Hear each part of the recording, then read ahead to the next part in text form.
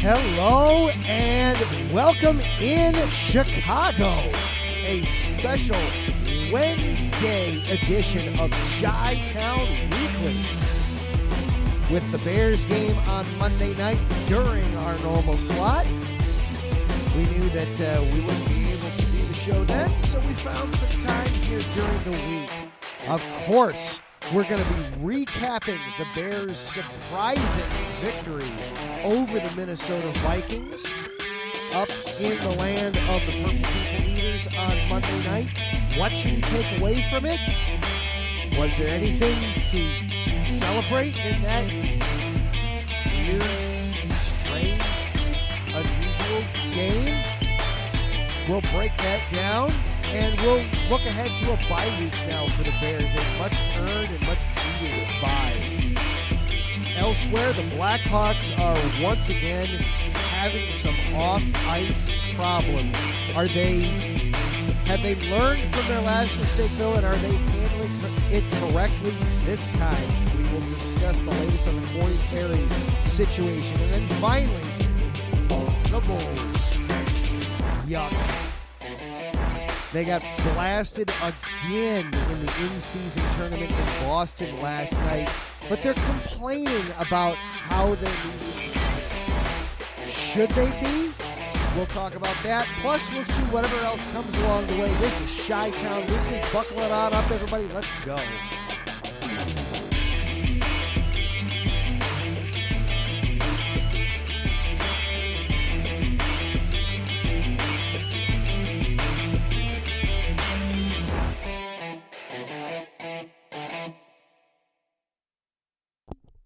And hello, everyone, and good morning as opposed to good evening, as we're doing a late morning Wednesday edition of Chi-Town Weekly here on IE Sports Radio. Adam Karnick here. So glad you are here with me, whether you're listening live here on Wednesday or you're catching it as a replay later on in one of our many platforms, Spreaker or iHeartRadio, YouTube, wherever it is. Thank you for being here. Lots to get through. Of course, the whole reason we're on Wednesday is because the Bears played on Monday night. Didn't want to do the show during the Bears game. So, of course, we will be recapping that game. We'll also be talking about the Blackhawks, and we'll talk a little Bulls as well today during the show. Before we get started, of course, though, we do want to acknowledge our sponsor here at IE Sports Radio, Planet Jerky Premium Brisket Beef Jerky. Planet Jerky is the official jerky of the 2022 California League champion Lake Elsinore Storm, the single-A affiliate of the San Diego Padres. This all-brisket jerky has gluten-free options, contains no MSG, no sodium nitrate, is low in sugar, and high in protein. This is some of the best jerky you can get your hands on.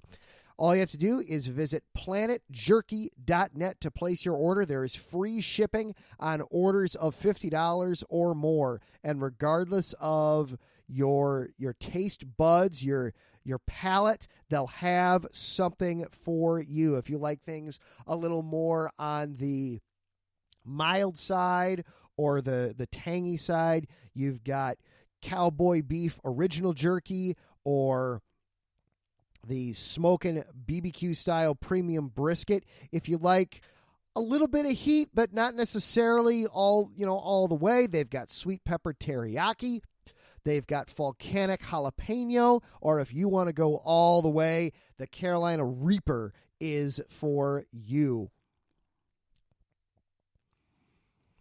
You can also learn a little bit about the solar system from their packaging.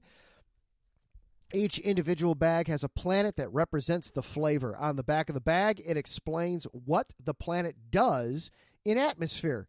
Enjoy, you deserve it. Planet Jerky Premium Brisket Beef Jerky, the jerky that's on a whole other planet.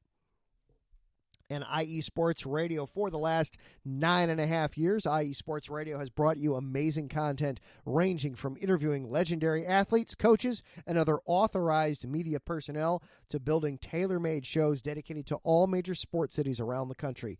Be sure to follow us at IE Sports Radio on all the major social platforms, Instagram, Facebook, TikTok, X, in order to keep up with the latest in sports and with our shows. You can also check out our daily updated website, iesportsradio.com, for sports news, the IE Sports Radio blog, our Hall of Fame, Fans of the Month, and pages dedicated to each podcast, our IE Sports Radio community forum, and stop by the shop to check out the merchandise. You can also check out this show is available for you on X as well. You can follow along with this show. We are at IESRC, or you can also follow along with me personally. I am on X at Adam_Karnick. And if you are listening live on Spreaker.com here on Wednesday, hop on into the chat room. We can interact and have some fun that way. Taryn Rodriguez is already in the chat. Hello, Taryn. My daycare provider today, also known as Mom, is also in the chat room. Hello. Apparently, my voice is soothing my son, who is not happy that Daddy had to shove him into the car seat today. So glad that he's calmed down a little bit here listening to the show. We'll try to keep that energy then throughout the show here today. Well, I want to start, of course, with the Bears game Monday night. That was, first of all, it was kind of fun. My in-laws were yet in town on Monday night, and they hail from Minnesota. They're just about an hour south of the Twin Cities. So they are definitely follow along with the Vikings. So that was a little bit of fun having a house slightly divided during the game. At the same time, we had fun with it. Nobody got upset at each other or anything like that. They also gave up a lot earlier than I did on the game, which was probably for the better, because if you were not a Bears fan or a Vikings fan, you probably wanted no part of that game roundabout halfway through the second quarter. That was yuck overall in that one. You had the mystique of Josh Dobbs certainly came to a crashing halt during that game. He had a miserable game. That was, defensively for the Bears, that was easily the best game they've had all season long. The defense has taken shit. I mean, we've seen it, honestly, since Eberflus has taken over for Alan Williams. We have seen the defense improve steadily week in and week out, and that was by far their best performance of the season, holding the Vikings to just 242 yards of offense, 169 yards passing, only 73 yards rushing in the game. The big ones, though, of course, for the easy stats to look at, we talk about it all the time, that for as much as we talk about how football can be complicated, really, it can be a simple game. If you take the ball away, you pressure the quarterback, and you stop them on third down, you're going to be successful defensively. 4 interceptions, 2 sacks. You'd like to see that number a little higher. But the Vikings were just 2 of 9 on third down and 0 for 2 on fourth down. So in goal-to-go type situations, the Vikings were just 2 of 11 for the game. That's how you win a ball game defensively. Couple that with 4 takeaways. That's a monster performance for this defense. Matthew Owens of USRN was kind enough to put together a little highlight cut for us of that game Monday night, and you're going to hear in there, it's a lot of defensive plays. It's just, it's warranted. That was the best performance we've seen from the defense all season. And coming off of a really, really, really good game against Detroit right up until the end where they dribbled it down their leg at the very end, that was, would be back-to-back superb performances from the defense. The offense, that's another story.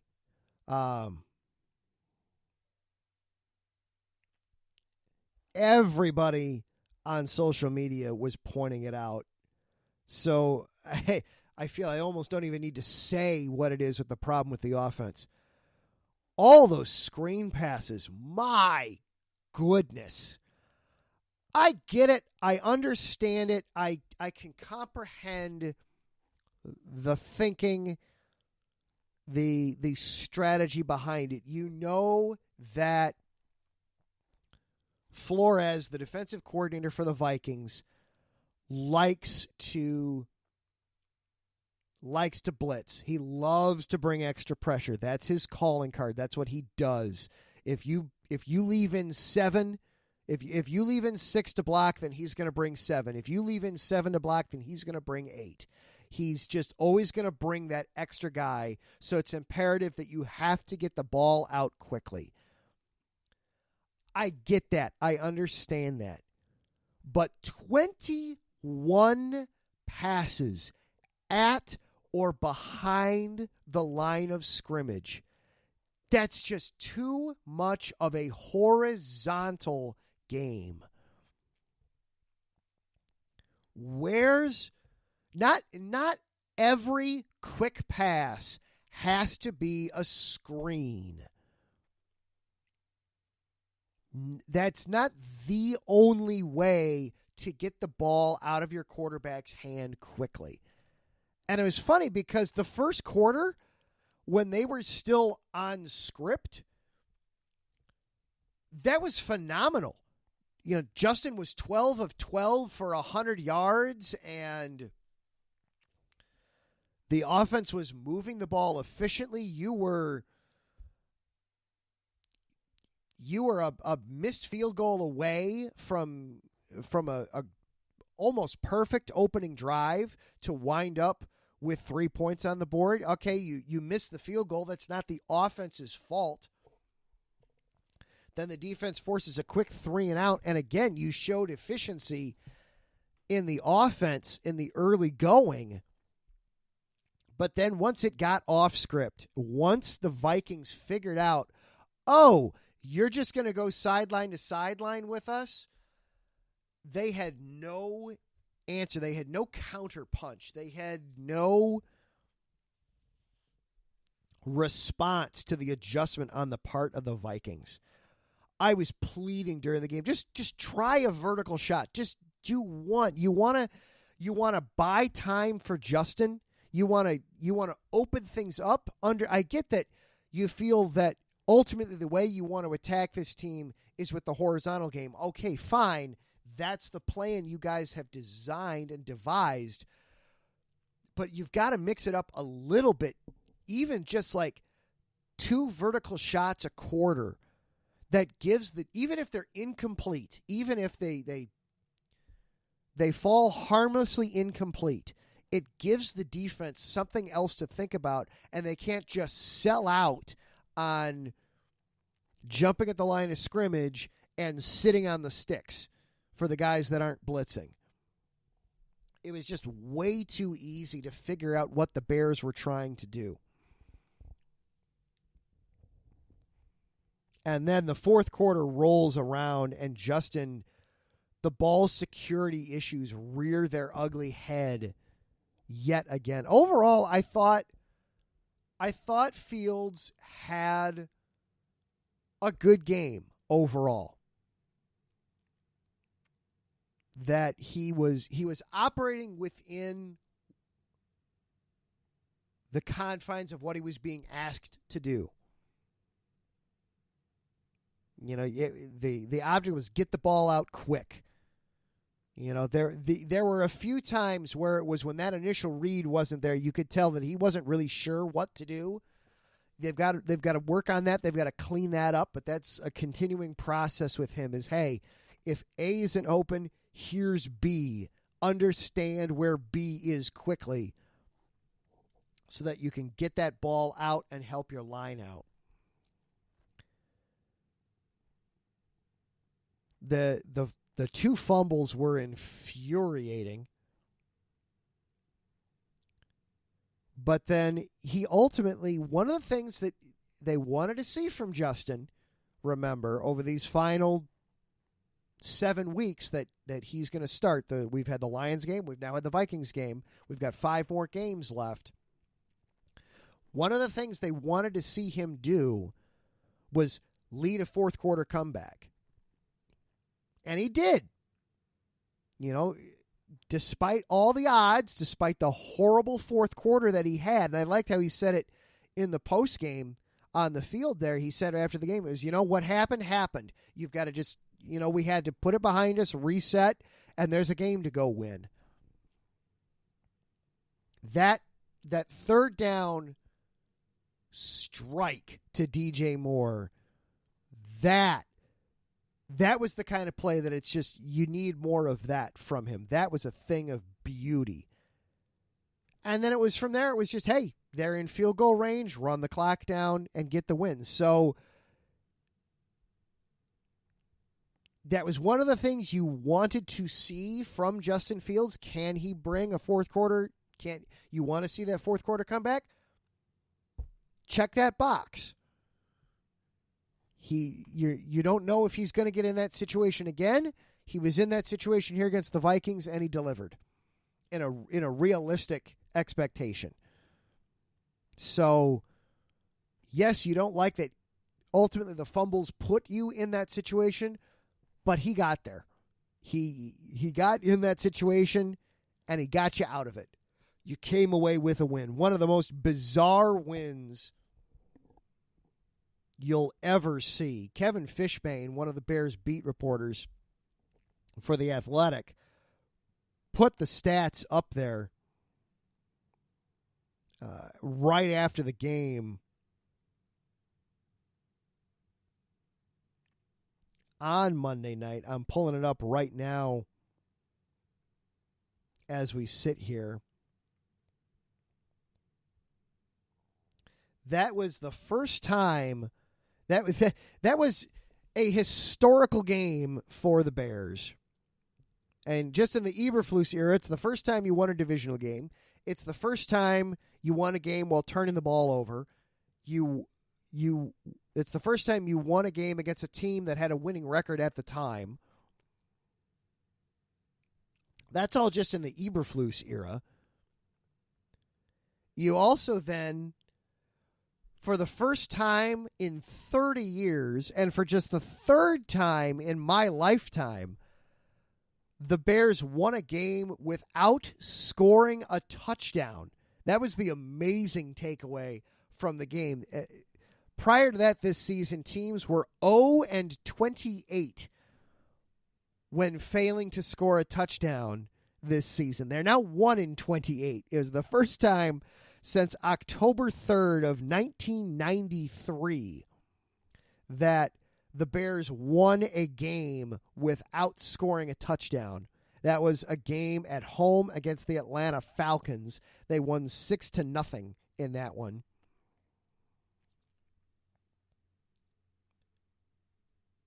It was just the 19th time all time that they won a game without scoring a touchdown.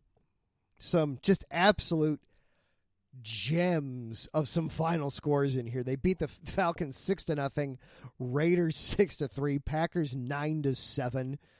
The best looking one is back in 1938. They beat the Packers in a game that ended 2-0. You imagine sitting through that game and the only score that happened was a safety? Ugh. Oh my goodness.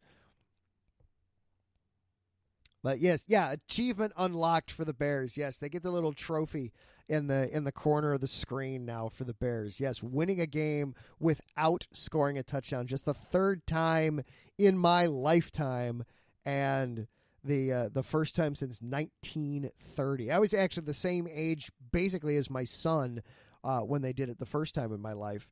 December 27th, 1987. They beat the Raiders 6-3. So a fun little statistical oddities in that game. If you're not a Bears fan and you sat all the way through that, you have my sympathies.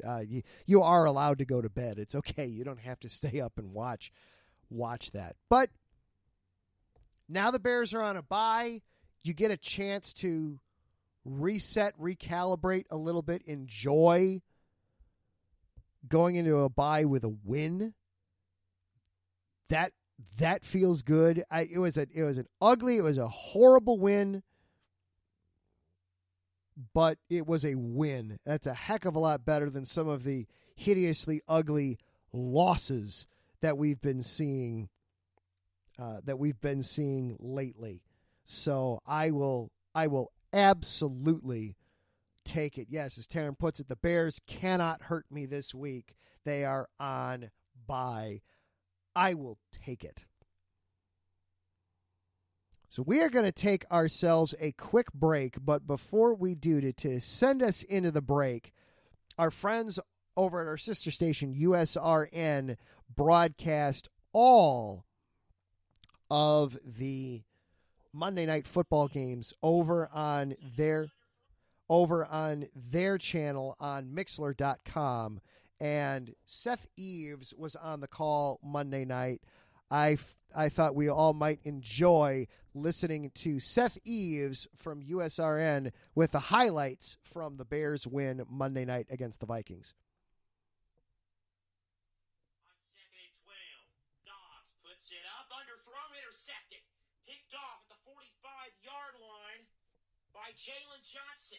Johnson inside the 40. Wrapped up at the Viking 37, so Dobbs throws the pick. Jalen Johnson on the return, and the Bears are set up with pretty good field position. Down and fourth, their own 49. Dobbs, fastball to the middle, off the hands of Addison, and it's a diving interception at the 35-yard line by Jaquan Brisker. Yeah, fastball off of that, it's a 10, and Brisker mocks the skull chant. That's certainly a decision for the former Penn State Nittany Lion. Dobbs under center. Dobbs on play action. Looks, pressure comes, Dobbs is sacked. Back at the 36-yard line by Jaquan Brisker. Dobbs. Back to throw. Dobbs. Deflected, intercepted. Picked off by Edwards. Third pick of the night for Dobbs. Oh my goodness. Dobbs juggled. Was that another pick? Yes. Fourth pick of the night. Kyler Gordon gets a pick. Oh my goodness. Ball at the 18. Dobbs. Fires. Got it. Touchdown, Minnesota. T.J. Hawkinson. Vikings an extra point away for the lead. 3rd and 10. Fields fires. It's caught inside the 25 by DJ Moore. Moore inside the 20. Inside the 15. Moore down to the 13-yard line. First down Bears with 55 seconds left. Play clock at 8. Santos from the right hash. 13 seconds. Santos kick on the way. Bullseye. Victor Viking falls to the ground in disgust. And the Bears lead it with 10 seconds left. 5 seconds. Minnesota needs another Minneapolis miracle. Dobbs, nobody's rushing him. Dobbs is going to complete it at the 45 to KJ Osborne. Osborne to midfield. Fumble. This is still alive. It's Osborne at the 45. He pitches it back to Addison at midfield. Back to Dobbs at the 45. Dobbs now angles it for Hawkinson, who makes the catch. That might have been a forward pass. They're still laterally the ball. I think this is going to be a moot point. It goes back over to Brian O'Neill, who flips it back over to Dalton Risner. And now Chicago recovers it and should win the game. The flag should be for an illegal forward pass. They just made the call. The Chicago Bears go into Minneapolis and become the first team to win without scoring a touchdown this season. Once again, Seth Eves on the call for our sister station, USRN. Bears win 12-10 Monday night. With that, we are going to take a quick break, and we will be right back with more Chicago sports talk here on Chi-Town Weekly on IE Sports Radio, your direct feed for all that is sports.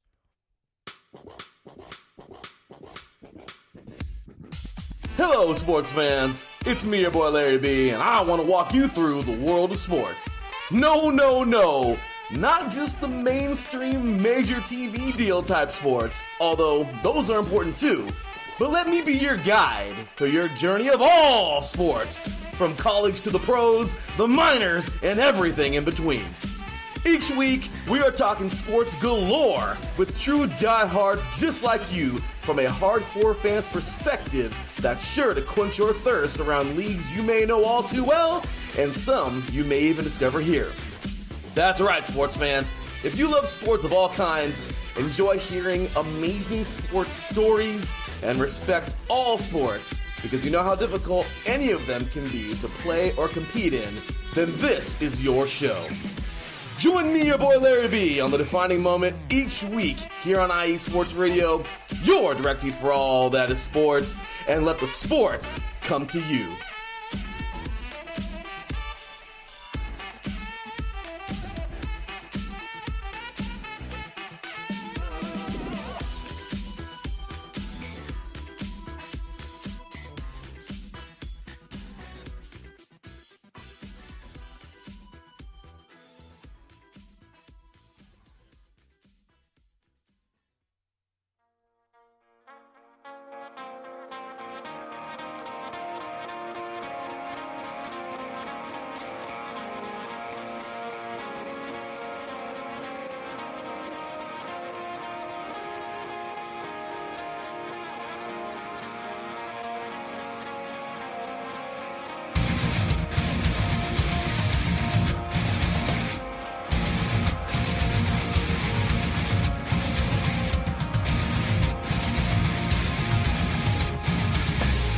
Hey sports fans, do you like wine? Well, we've got the show for you. This is Let's Wine About Sports, a show where we talk about wine and sports simultaneously. From the classic Cabernet Sauvignon all the way down to the grapes that you've never even heard of before.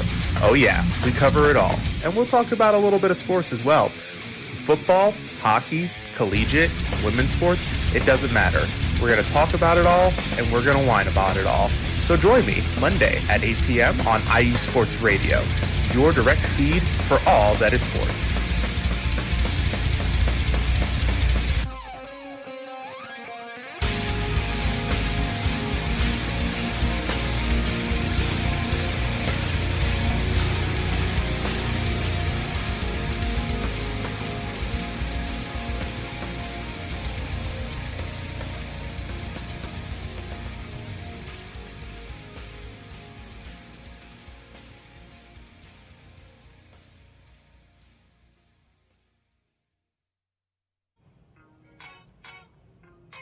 Hey sports fans, are you in the market for Florida sports or just keeping up with the latest in the Panhandle?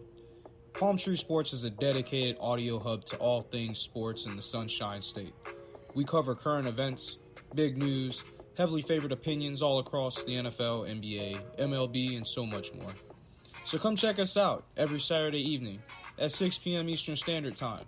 For a down south education on Florida sports and athletics, it's hosted by yours truly, Corey Pujols, and is powered by IE Sports Radio, your direct feed for all that is sports.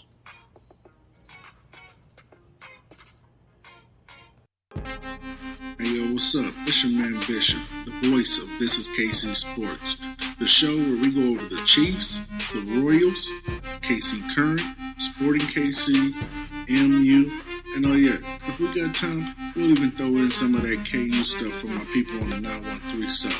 Come and hang out with us every Sunday, 2 p.m. Central Standard Time on IE Sports Radio, your direct feed for all that is sports.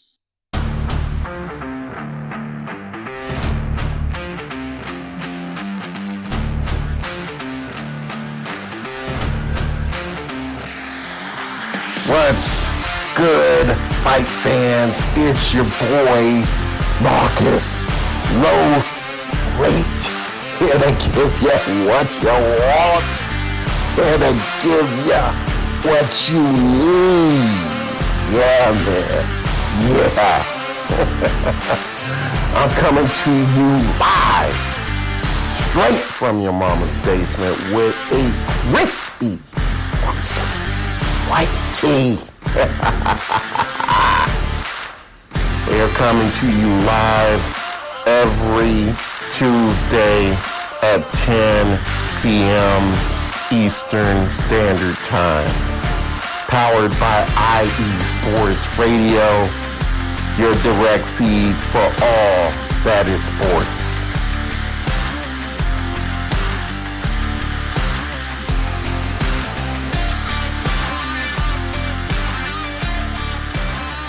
Welcome back in Chi-Town on IE Sports Radio, your direct feed for all that is sports.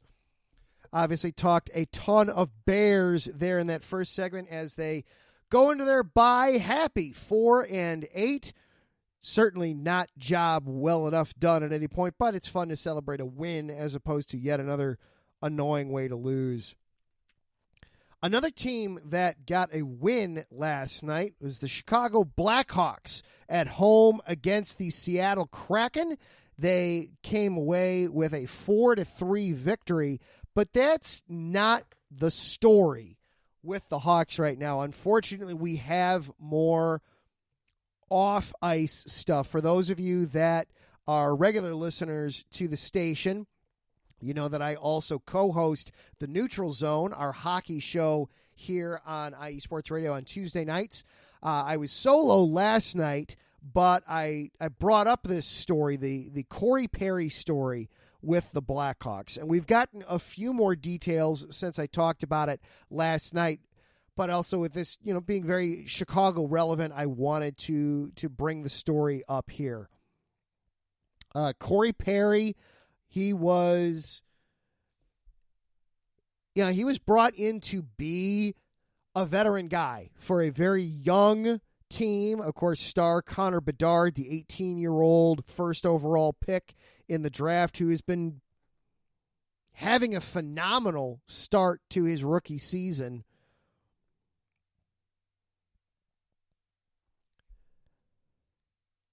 But, you always need to have those veteran leaders, those guys who can help to guide you along as you're, in this case, not only are you going from effectively being a high school senior into playing a professional sport, but in this case, you're doing it in a new country. Bedard coming from Canada to the United States, into a new city, into a new state, into a new country where he's not familiar, and now in the midst of being a professional hockey player. So Corey Perry, who's won multiple Stanley Cups, most recently with the Tampa Bay Lightning, was brought in to just kind of help be a guy on the bench there to that Bedard and some of the other young guys like Lucas Reichel could turn to of, hey, get me through this. And then we find out last week that out of nowhere, Corey Perry was scratched. That unexpectedly, as they're getting ready to take on the Columbus Blue, they're in Ohio for a match against the Columbus Blue Jackets. Perry was suddenly and inexplicably a healthy scratch. And then word comes out that there's an internal investigation going on around Corey Perry. And, of course, this is a franchise that is still mired by and in the shadows of the Kyle Beach incident from 13 years ago, but what only just came to light, recently here just a couple of years ago, and we talked about on this show. So, obviously, there's worry and concern, and a lot of fans then don't want to give this club the benefit of the doubt that they're going to handle it properly. Kyle Davidson, then the club's general manager, spoke at length yesterday. And as I mentioned on Neutral Zone, but I'm going to reiterate here, when you listen to it, all you can hear is Davidson. You can't hear the reporter's questions. So it's outside of the opening statement, it is a lot of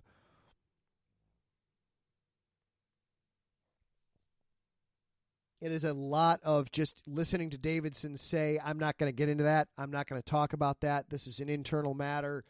Since it's involving just an individual matter, we're not going to get into that. A lot of things like that. But the big thing to take away, it was an incident involving Corey Perry while they were on a trip, but it did not involve a teammate or any family members of any teammates. There was a wonderfully disgusting internet rumor swirling around there of what happened.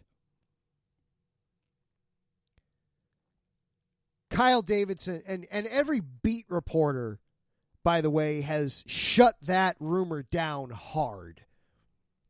Davidson did the same thing yesterday. He reiterated and confirmed.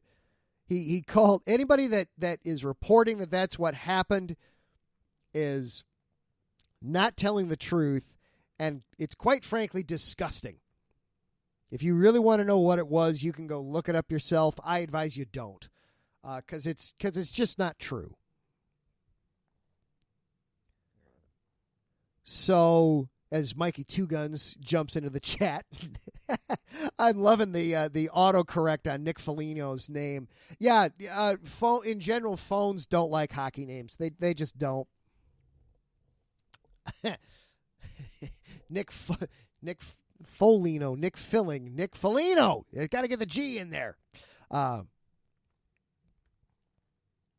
You'll hear Mikey later tonight on talking all things Boston tonight. We'll get into that a little bit later because the Bulls were in Boston last night.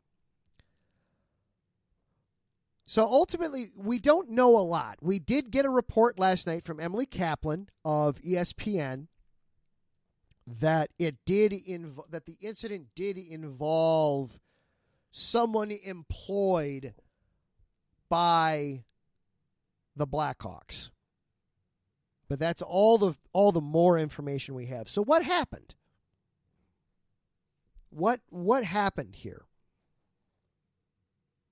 Well, the Blackhawks were made aware of a situation last Tuesday and involved Corey Perry. They pulled Corey Perry, told him, hey, we're going to be looking into this situation, but in the meantime, you're not representing us. You're not wearing our sweater. You're not going out on that ice.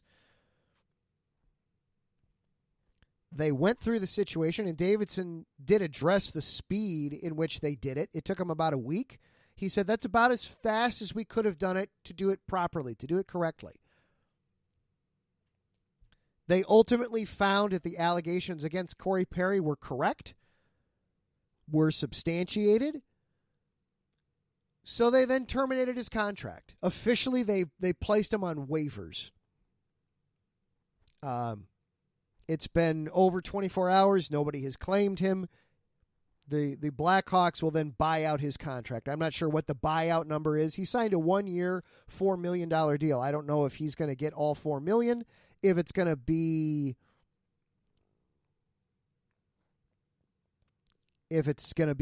a fraction of that. Whatever it is, they've bought out his contract. He's gone. Fans aren't going to want to hear this, but they did the right thing. They handled this properly. Would we like to have more information? Absolutely we would. We'd all love to have more. We'd love to know exactly what happened. And I do believe that in time, we will find out. And it's in the club's, it is ultimately in the club's best interest that what happened comes to light. It's going to hurt. It's going to sting, because then you've got egg on your face again for employing someone that was a wolf in sheep's clothing. That's gonna look bad. And Mikey bringing up that this is a similar situation with the Ime Udoka situation that the Celtics had with one of their coaches.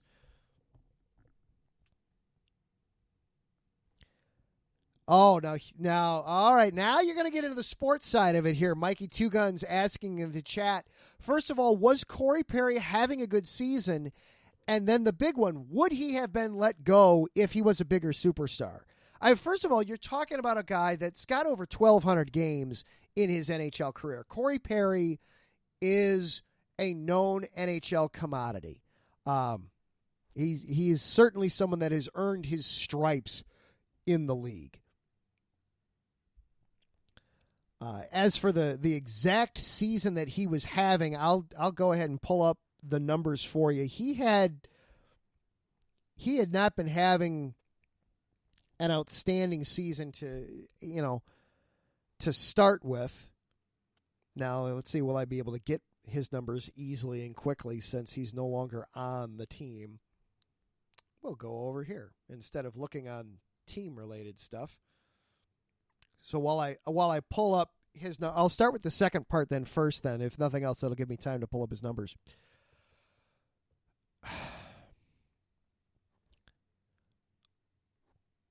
I want to believe.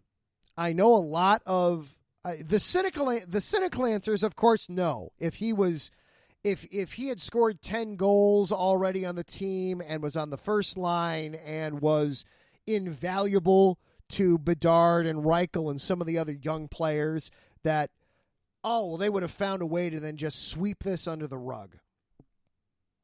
That they would have decided that the on-ice situation takes precedence to the off-ice. I just saw one of his nicknames is the Worm. Ugh. Considering some of the rumors going around, that has a whole different meaning now. In 16 games this season, he had 4 goals and 5 assists for 9 points, was a -6 overall. He had 1 power play goal at this point in the season. He had no shorthanded goals. He did have a game-winning goal. He had 1 assist on the play. So 2 points on the power play, the other 7 all coming in even ice situations. The cynical answer is, of course, they would have kept him. I honestly believe, though, I have seen with the Blackhawks since the Kyle Beach tragedy and everything associated with that, they are trying to reshape the team and the front office culture. And they did everything correctly here. Ben Pope wrote a good article for the Sun-Times. I've only had a chance to skim it, so I don't want to get into it fully, but I will retweet it over at IESRC on X. They did the right things here in this situation. So I want to end. And Davidson brought up yesterday, Kyle Davidson brought up that these were basically code of conduct problems where he's he's breaching his contract with his standard players contract with the team and basically the code of conduct with the players union. So I want to believe that, yes, the same thing would have happened even had Corey Perry been having a monstrous season for the Hawks. He wasn't having a bad year, 9 points in 16 games, logging some decent ice time in the season. But I want to believe, and Mikey bringing up Patrick Kane, who I'm going to use to kind of close out this whole segment. So perfect segue there. Mikey asks, weren't there some questionable rumors surrounding Patrick Kane for years? But since he was Patrick Kane, they found a way to look past it. They weren't just rumors. Patrick Kane in his early days with the Hawks, the rumors were whether or not they were going to trade him because his off-ice antics were so problematic. I mean, he was a wild child. They would go on road trips, and you would find him in the back of a hotel. You'd find him in the back of a limo with his shirt off and 6 women sitting around him, and you had no idea where these women came from. And then the next day, he'd be dragging his butt back into the hotel at 4:00 in the morning when they had a game to play that night, wherever they were. So absolutely, Patrick Kane was an off-ice problem for the Hawks. And then it ultimately culminated in he got accused of raping a woman while he was home in Buffalo. Those charges eventually got dropped. The long story short, the woman who was assaulted, her mother tried to plant evidence on the scene that incriminated Kane, and the police were able to very easily find out that this wasn't real evidence, that it was planted. And those charges were eventually dropped. Kane never formally faced any kind of legal consequences for that. But yes, Kane was a wild child during his early days with the Hawks when he was, an 18-year-old star through his mid-20s. Again, that was all under the prior administration, though. That was still John McDonough was the president, and John McDonough was the president that buried the Kyle Beach thing. That was still with Coach Q, who we learned from the Kyle Beach situation was just fine with things getting buried, just so long as it didn't bother the on-ice product. So that was prior administration. I mean, that was before Old Man Wirtz passed away, So yes, there were issues. To answer the question with Mikey, yes, there were problems with Patrick Kane. They never got this bad. And the prior administration that handled Patrick Kane is no longer here. So that's another reason that I believe them when they say that they want to, that they're actively trying to move on. Speaking of Patrick Kane, I'm so glad you brought him up, Mikey. He's got a new home. The Blackhawks are going to be seeing him tomorrow night because they're in Detroit. It is going to be so weird to see Patrick Kane wearing the winged wheel of the Detroit Red Wings. That's just going to be a strange one.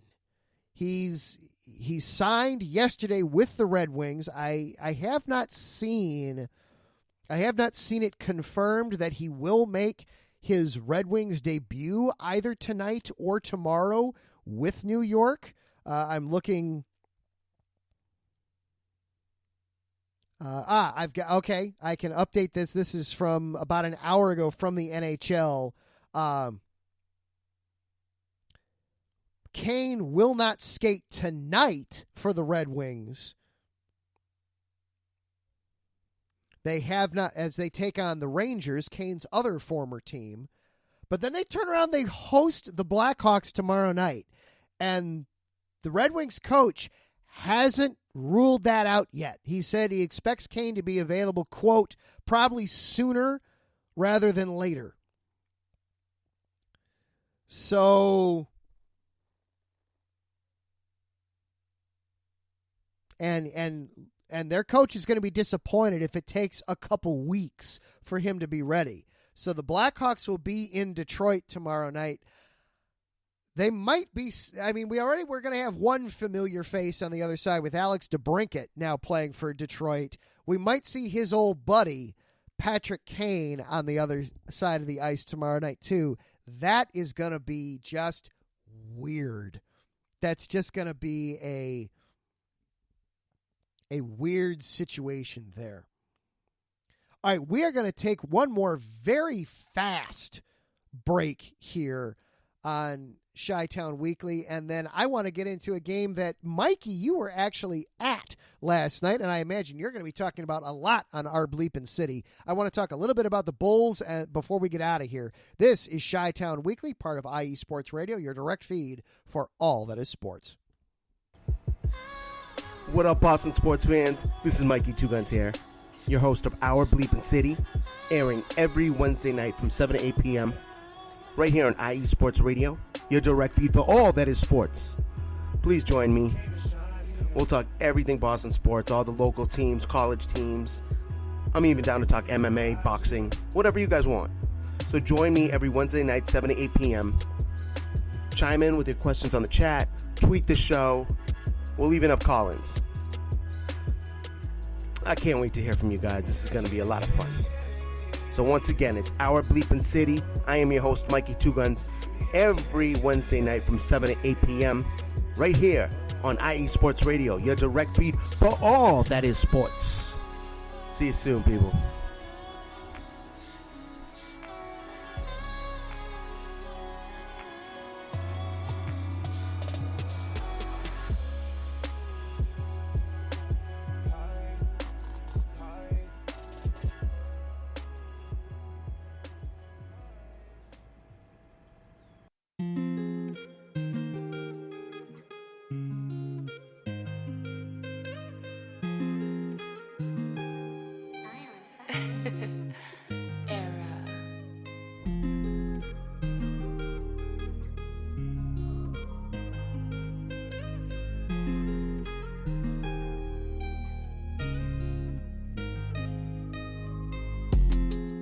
What's good, everyone? It's Drewski, the host of Heart of Texas Sports on IE Sports Radio, your direct feed for all that is sports. On this station, we cover everything in the Dallas-Fort Worth, Texas area. From where we cover the Dallas Cowboys, the Dallas Stars, Dallas Mavericks, Dallas Wings, Texas Rangers, TCU, SMU, we cover it all right here every Wednesdays from 9 to 10 p.m. Central Time. Make sure you stay live with me on the Heart of Texas Sports on IE Sports Radio, your direct feed for all that is sports.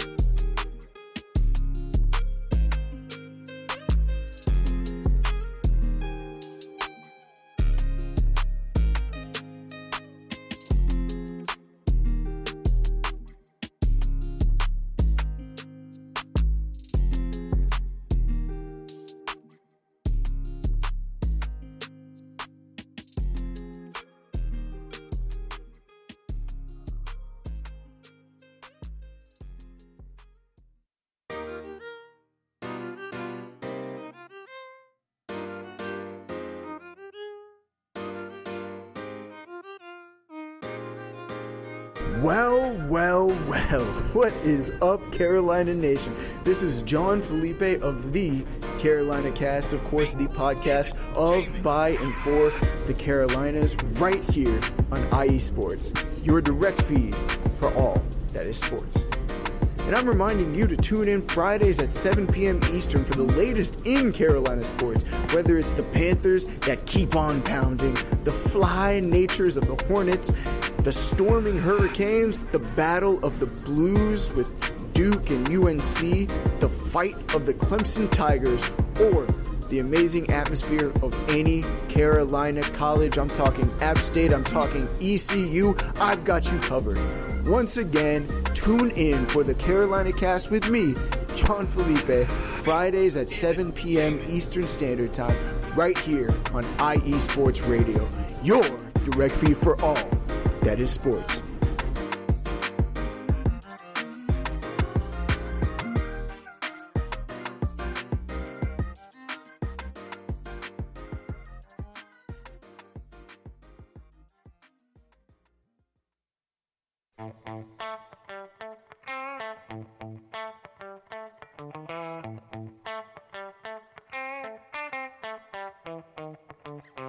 All right. Welcome to AZ Sports Daily.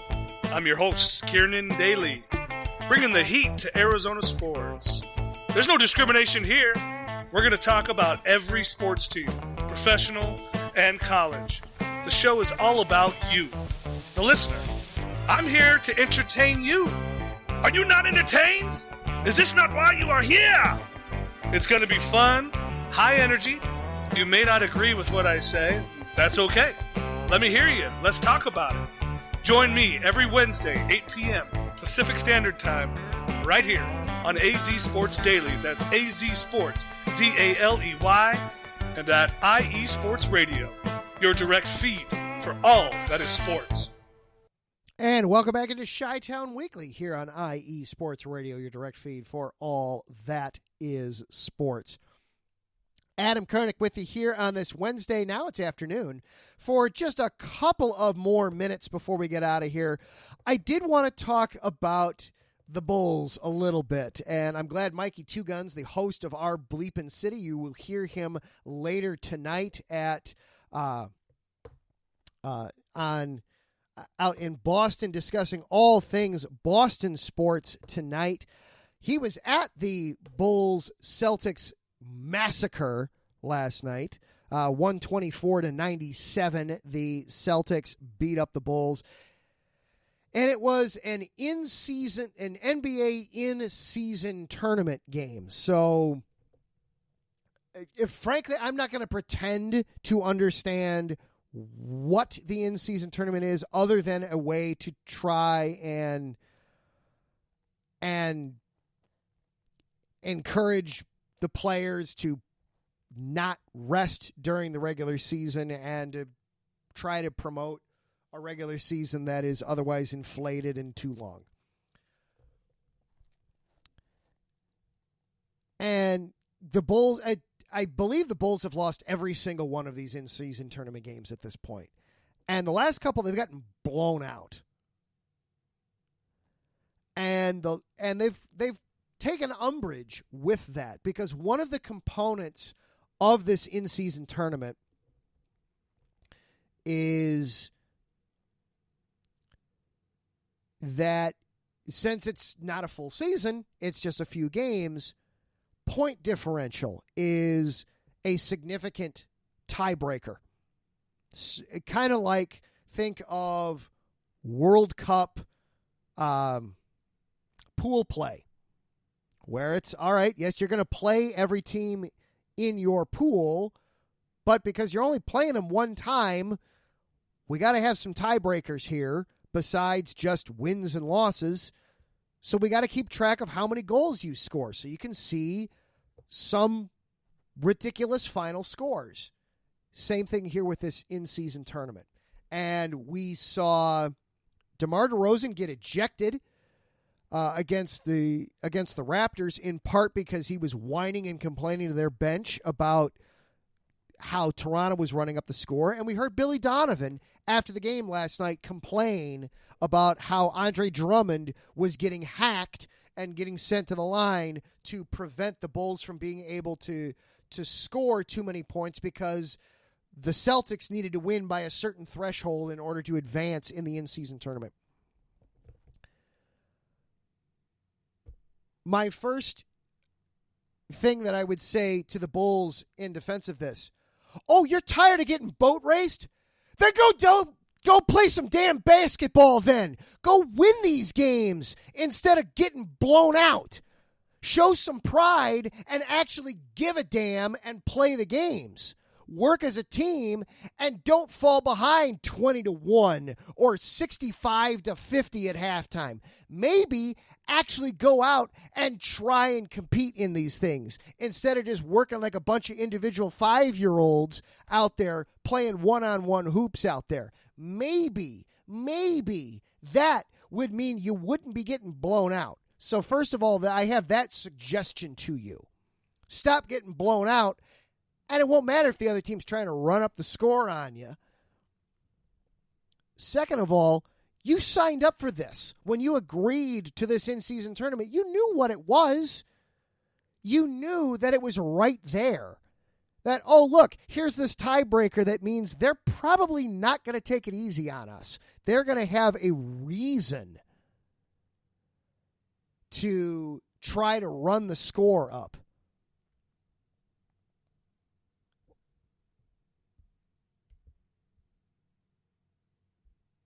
So don't get mad.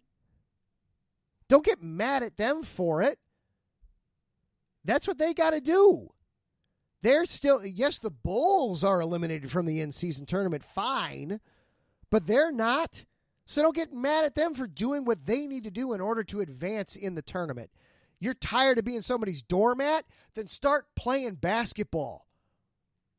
You're tired about one of your players having the hack-a-shack treatment given to him, and take him out of the game. Put somebody else in there to get hack-a-shacked. You know?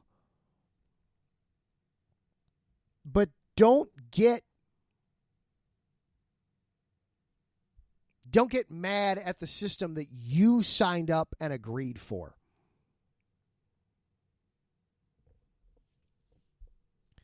If you're really that worried about it, though, as players, if it's really that bothersome to you, I know they use the Elam ending in the All-Star games. Maybe that's what they need to look at then. If this is really truly going to be a problem for these guys, that they can't stand that the other team's going to try and run the score up on them a little bit, and they don't want to, play better basketball because apparently that's just not a thing we can do. That's not an acceptable solution. Maybe try the Elam ending where it's you're setting or just set. We're going to play to this point total, and the first team to score that many points wins, and whatever it is. Then everybody understands it's a race to this point total rather than playing 4 full quarters. It's gimmicky, but the in-season tournament is a gigantic gimmick. Lean into it. Embrace the gimmick. That's what this is. Don't bitch and moan about it later because, oh, they scored too many points on us to make sure they won by enough. Oh, boo-hoo. Where's us? I have zero sympathy. Zero sympathy. You're getting paid millions upon millions of dollars. Show some pride and don't let yourself get boat raced then. That's my my response to that. That is going to do it for our show here this morning / afternoon on a Wednesday. Thank you, of course, to our sponsor, the Planet Jerky Premium Brisket Beef Jerky that's out of this world. Go to planetjerky.net to place your order today. Orders of $50 or more include free shipping. Thank you. Yeah, I've met a couple out there, Karen. I'm sorry. Thank you to Taryn and to Mikey for hanging out with me in the chat room. And thank you to my mother for playing Bacon. Thank you also to course, Larry B and all that he does here at the station, keeping everything running and making everybody make sure we all know what's going on. What else is going on here today on IE Sports Radio? We got a lot. 5 o'clock Central today, Spaced Out Sports with Jay, talking all things Houston. Then, 6 o'clock Central, our Bleeping City with Mikey Two Guns, talking all things Boston. I'm sure he will have some much happier thoughts out of the Celtics coat racing with the Bulls last night. Then 7 o'clock Central, East Coast Red and Gold with Jess, Ty, Bex, and Matt. That's over on StreamYard online. Catch that on YouTube. 7 o'clock Central, breaking down everything going on with San Francisco 49ers. Also at 7 o'clock Central, 3 and Out with our very own Larry B. Talking the week that was in the NFL and the week that will be coming up. And then 9 o'clock Central Time, the heart of Texas with It's Drewski. Talking all things Dallas. He loves damn Cowboys. They're getting ready to play tomorrow night. I'm sure he'll have an excellent preview there. And then finishes up tonight at 10 o'clock Central. Go out to Arizona with Kieran Daly to talk AZ Sports. All that plus more coming up on IE Sports Radio. I will be back in my regular spot next Monday night. So catch me then. Until then, everybody have a great week. Bear down. Enjoy the bye.